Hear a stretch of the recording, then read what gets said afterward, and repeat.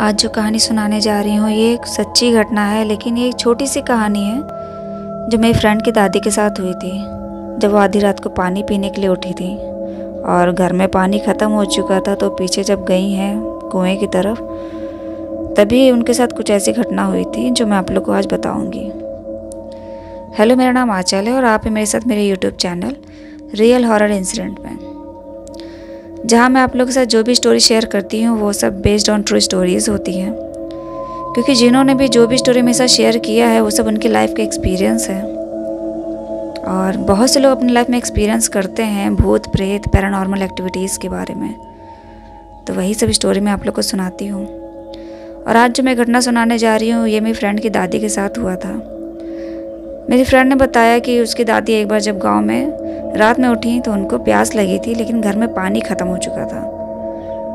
और गांव की औरतें वैसे भी निडर होती हैं, उन्हें डर नहीं लगता है। उसकी दादी भी जब आधी रात को कभी शोर शराबा या कुछ आहट या ऐसा कुछ सुनती थी तो लाठी लेके निकल जाती थी कि शोर शराबा या आहट आई कहाँ से है। तो उस दिन भी जब वो उठी हैं तो उनको प्यास लगी तो देखा पानी नहीं था, तो उनकी दादी ने फिर यही किया। उनके गांव का ही घर था, उसके बैकयार्ड में ही कुआं था, तो बाल्टी लेके चली गई पीछे वाले आंगन में, और उन्होंने बाल्टी से अपना पानी निकाल के जैसे ही बाल्टी साइड में रखी है कि तभी उन्हें घोड़े की आवाज़ आई। अब वो इधर उधर देखने लगी कि आखिर घोड़े की आवाज़ कहाँ से आ रही है आधी रात को। वो वहीं पे खड़ी होकर देखने लगी। उनका जो कुआं था उसी कुएं से सटी हुई एक कच्ची दीवार बनी थी, और उस कच्ची दीवार के पीछे से कच्ची सड़क बनी हुई थी जो आगे जाके इनके घर से ख़त्म हो जाती थी। वहाँ आगे फिर कोई रास्ता नहीं था, और दूसरी तरफ से वो जो सड़क थी वो 3 रास्तों में बटी हुई थी। तो वो देखने लगी कि आखिर घोड़े की आवाज़ कहाँ से आ रही है। उन्हें घोड़े की आवाज़ बार बार आ रही थी। तभी उनकी नज़र वहाँ पे दूर पे जो एक पेड़ था, काफ़ी घने घने वहाँ से पेड़ लगे हुए थे, क्योंकि बाग बगीचा ये सब खेत ये सब होता ही है, तो बहुत से पेड़ होते हैं। तो वहीं पेड़ के पीछे उन्हें एक सफ़ेद रंग का घोड़ा दिखाई दिया, जिसका आधा धड़ उन्हें दिखाई दिया, आगे से मुंह वाला हिस्सा। वो देखने लगी कि इतना सफ़ेद रंग का साफ घोड़ा, क्योंकि वो आधी रात को भी इतना शाइन कर रहा था, चमक रहा था। तो वो देख रही थी कि देखे आखिर इसका मालिक कौन है, और आधी रात को सफ़ेद घोड़ा कहाँ से आ गया। 5 मिनट खड़ी होकर देखते रही, उन्हें कोई भी नहीं दिखा, खाली वो घोड़ा ही दिख रहा था जो वहीं पे जैसे लग रहा था कि बस बंधा हुआ है, लेकिन असल में वो बंधा नहीं था, वो वहाँ पे खड़ा हुआ था, उसका आधा धड़ ही दिख रहा था। कि तभी उन्होंने देखा कि उसी पेड़ के पीछे से एक बूढ़े से बुजुर्ग से कोई बाबा जैसे निकले।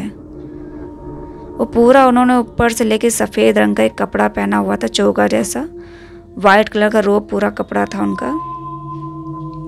और पूरी उनकी दाढ़ी सफ़ेद रंग की थी। मतलब ये अपने जहाँ खड़ी थी वहाँ से दूर पे ही पेड़ था, लेकिन इन्हें एकदम क्लियर दिख रहा था, क्योंकि इतना शाइन कर रहा था उनका वाइट कलर का घोड़ा, उनका कपड़ा, उनके वाइट कलर की दाढ़ी थी, पूरे वाइट कलर के बाल थे।